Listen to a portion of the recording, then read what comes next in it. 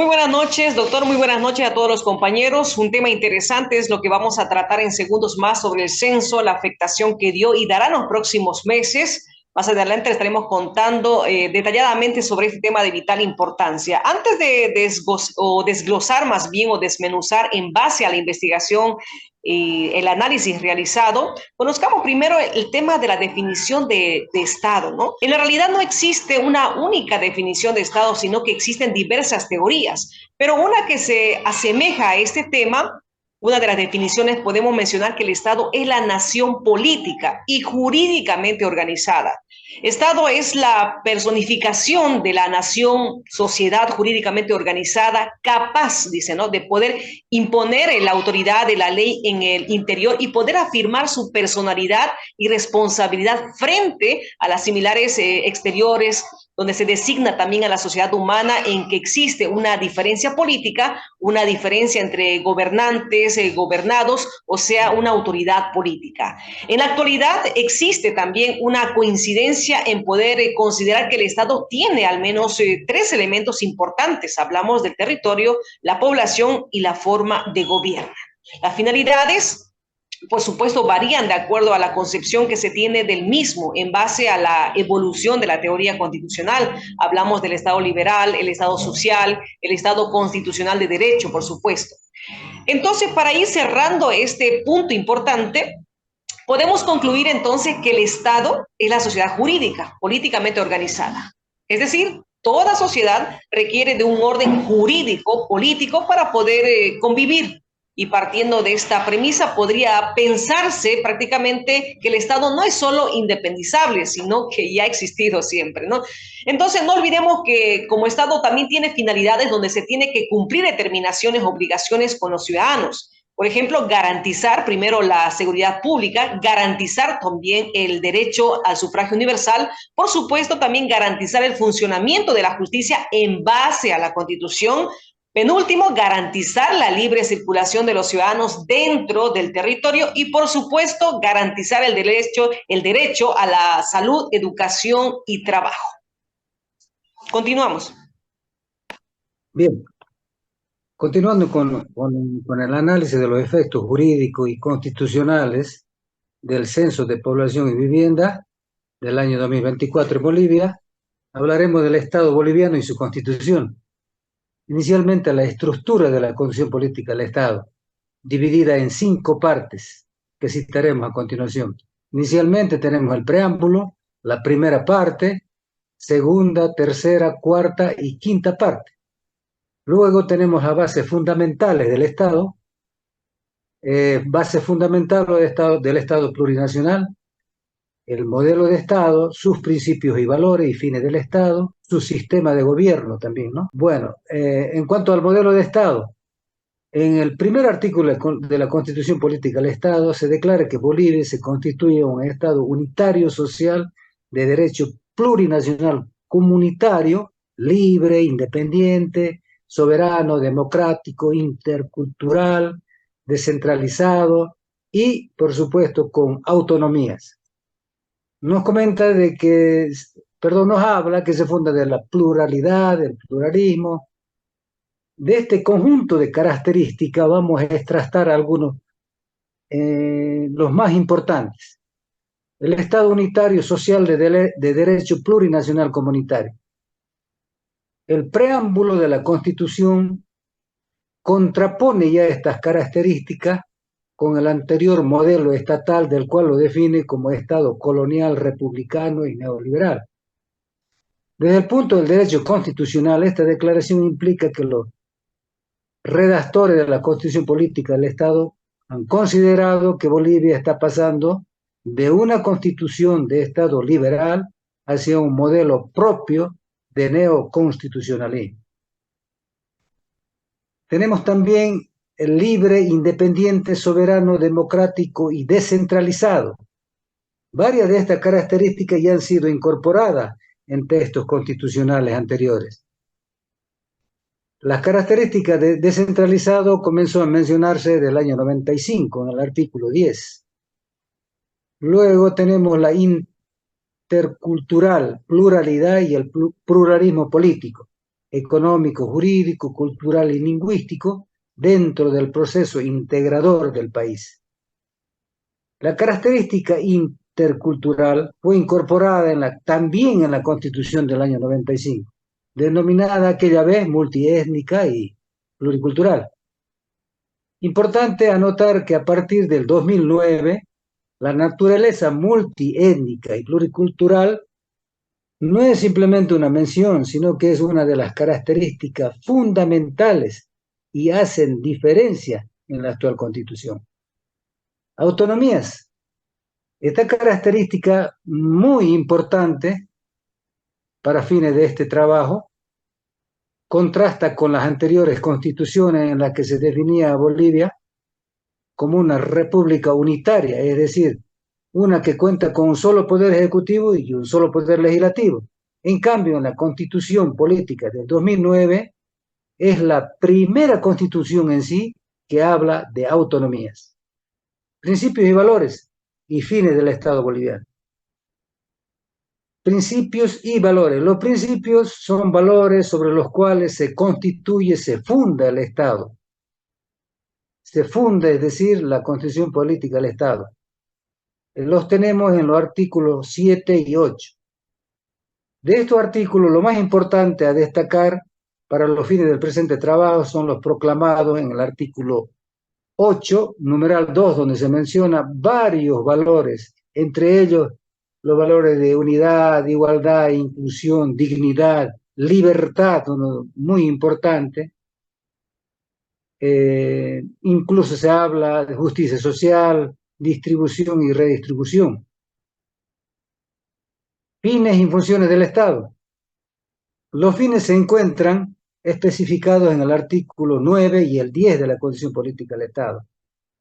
Para los propósitos del presente trabajo, corresponde destacar que los fines se ajustan a las características del ya citado Estado constitucional de derecho. Es decir, el garantizar el ejercicio del conjunto de derechos de las personas, tales como garantizar la seguridad pública, por ejemplo, el derecho al sufragio universal, el funcionamiento de la justicia, en base siempre a la Constitución. El sistema de gobierno. En el artículo 11 indica que la forma de gobierno es democrática, por supuesto, participativa, representativa y comunitaria. Derechos. Nuestra Constitución reconoce una gran gama de derechos.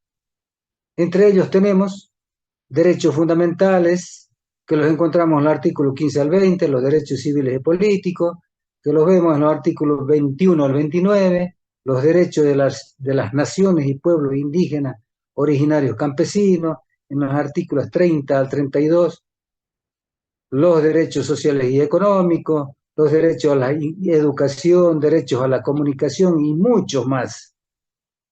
Estructura del Estado. Lo tenemos estructurado en órganos.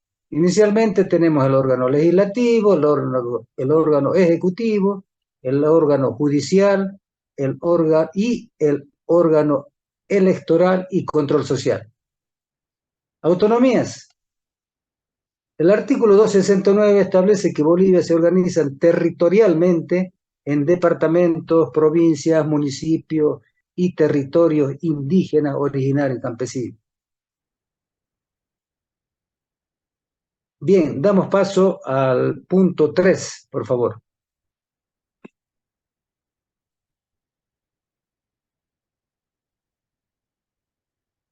Censo de población de vivienda, el compañero Edgar. Continuando con el tema, continuando con la exposición sobre el análisis. Censo, población y vivienda. Definición del censo. Para la INE, el censo es una población y vivienda. Es un conjunto de actividades estadísticas destinadas a recoger, recopilar, evaluar, analizar, publicar y difundir características habitualmente de los hogares y datos demográficos, económicos, sociales relativos a los habitantes de un país en un momento determinado. Las formas de realizar el censo son de la siguiente manera. En Bolivia se realiza El modelo denominado censo tradicional, en el que se hace conteo físico de la población, con frecuencia se hace de manera de acuerdo a las recomendaciones de la CEPAL, de los censos, deben realizarse cada 10 años. Propósitos y objetivos. Los propósitos y objetivos que tiene el censo. La INE considera un propósito técnico del censo es proporcionar datos estadísticos actuales sobre las características demográficos, sociales, económicas de la población del país y sobre las características de las viviendas y el acceso a los servicios públicos, a los servicios básicos. Y sus objetivos estratégicos son evaluar, ajustar, diseñar las políticas públicas y analizar los avances en el cumplimiento de las metas, plan de desarrollo económico, social, proporcionar datos estadísticos para áreas pequeñas como ser distritos, zonas, comunidades, actualizar la cartografía estadística del país, para organizar el empadronamiento y posteriormente la difusión de las informaciones censales generadas. En el marco legal de los censos de la Constitución Política del Estado, el censo está citado 2 veces en la Constitución Política del Estado, en el artículo 298, numeral Romano 2, numeral 18, establece que los censos oficiales son con una competencia privativa al nivel central del Estado. En el artículo 146, Romano 5, dice, establece de la Cámara de Diputados estará conformada por 130 miembros y que la distribución de los escaños entre el departamento será determinado por el órgano electoral en base al número de habitantes de cada departamento de acuerdo al último censo nacional. Otras leyes y normas que se regulan asimismo al censo normado por la ley 1405 de estadísticas oficiales en el Estado Plurinacional de Bolivia.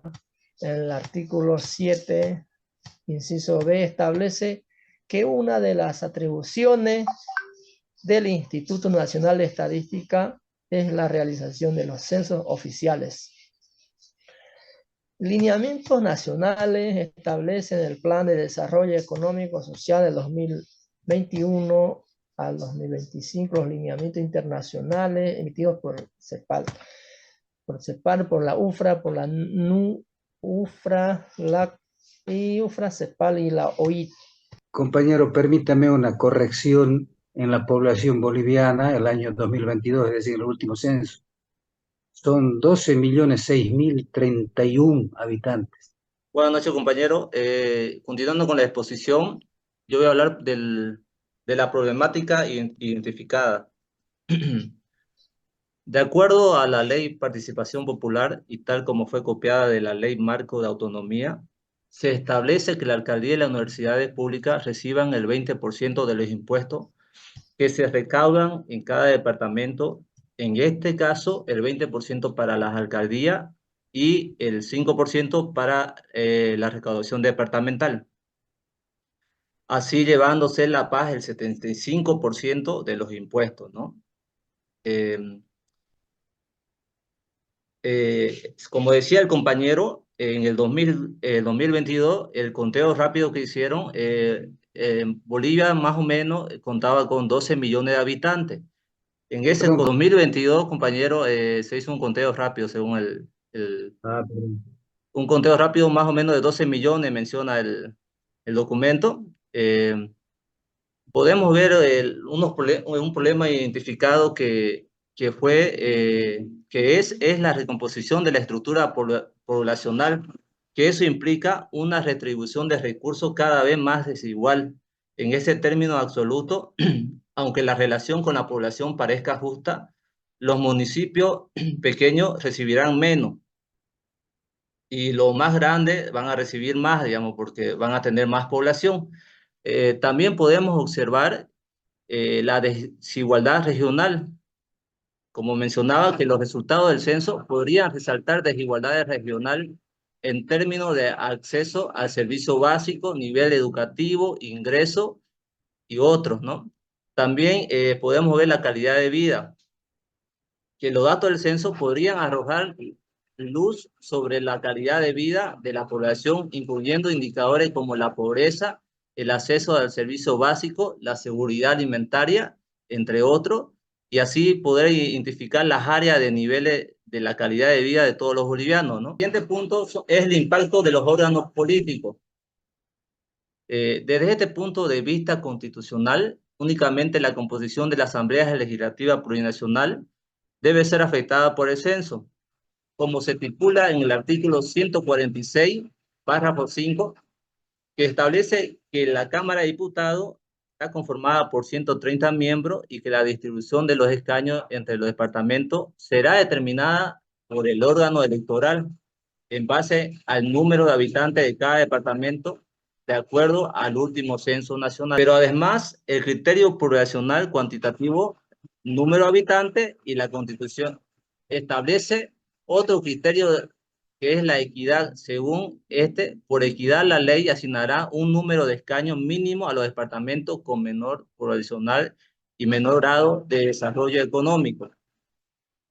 Esto significaría que los departamentos con mayor población y con mayor desarrollo económico, sobre todo aquellos que en los últimos años han experimentado un crecimiento de población, como ejemplo Santa Cruz, no serán beneficiados con un incremento de escaños proporcional a su crecimiento, sino que deberán ceder parte de esos escaños a los otros departamentos que no cumplan las condiciones de tener menos población y menor desarrollo económico. Vamos a analizar el impacto del censo en la distribución de los recursos entre las entidades territoriales autónomas. El censo está citado en varias leyes y decretos en los que se establece que los datos del último censo son los que se utilizarán para determinar la distribución de recursos entre las entidades territoriales autónomas. En primer lugar, mencionamos a la Ley de Hidrocarburos o Ley 3058, la cual, si bien no menciona el censo, sí es mencionado en los decretos supremos que reglamentan a esta ley. Por ejemplo, el decreto 28241 del 2005 decía que de los recursos departamentales, por concepto de IDH, el 34.48% debería destinarse a los municipios. Esto fue modificado en la ley 29322 del 2007, donde dice que el 66.99% de estos recursos debe ser destinado a los municipios. ¿Qué es lo importante acá? Que por concepto del IDH, Ley de Hidrocarburos, los gobiernos departamentales no reciben más dinero. Quienes reciben más dinero es los municipios, ya que dice, ya que los municipios van a repartir este 66.99%, se va a repartir entre los municipios según la cantidad de población que tengan de acuerdo al último censo. Por lo tanto, todos los municipios que hayan incrementado su población van a recibir menos y los municipios van a recibir más, y los que hayan disminuido su población van a recibir menos. Luego tenemos la ley 3322, denominada Fondo Compensatorio. Esta ley crea un fondo a favor de los departamentos, de los municipios y universidades públicas de La Paz, Santa Cruz y Cochabamba. Y de acuerdo a esta ley, del mismo modo, los cambios en el censo van a beneficiar a los municipios, no afecta a los departamentos. Luego tenemos la ley 031, Ley Marcos de Autonomía y Descentralización. Esta habla de tres ingresos diferentes. Primero tenemos el ingreso por coparticipación tributaria a favor de los municipios, los cuales sí se establecen en base a los datos del último censo. Luego tenemos los datos de el impuesto, la coparticipación tributaria a favor de las universidades, que también se determina en base al número de habitantes del departamento. Y por último, el único cambio que beneficia a las entidades territoriales departamentales viene a ser el impuesto específico a los derivados de hidrocarburos, IEDH. Este impuesto dice que el 50% de estos recursos se van a asignar a los departamentos en función a su número de habitantes. En otras palabras, como hemos visto, aunque el departamento de Santa Cruz haya experimentado un crecimiento significativo, esto solamente va a beneficiar al departamento en lo referido al impuesto IEDH. En todos los demás ingresos que percibe el departamento no lo beneficia, pero sí beneficia a los municipios. Y aquí se produce una situación muy extraña porque el argumento para que el departamento no se beneficie es el principio de equidad, donde dice no le podemos dar todo al departamento más grande. Sin embargo, ese principio de equidad no se aplica cuando se distribuyen los recursos entre los municipios. En ese caso sí se le da todo lo que le corresponde al municipio más grande. Dentro de entrando ya a las conclusiones, podemos decir que toda vez de que no va a afectar a favor del departamento el censo, no va a afectar el crecimiento poblacional que va a mostrar el censo, entonces creemos que es recomendable que se informe mejor a la ciudadanía a fin de evitar falsas expectativas.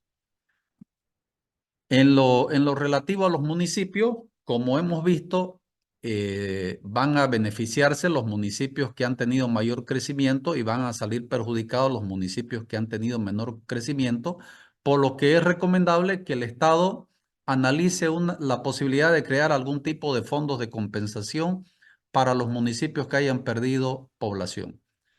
Esa sería nuestra exposición, doctor. Muchas gracias.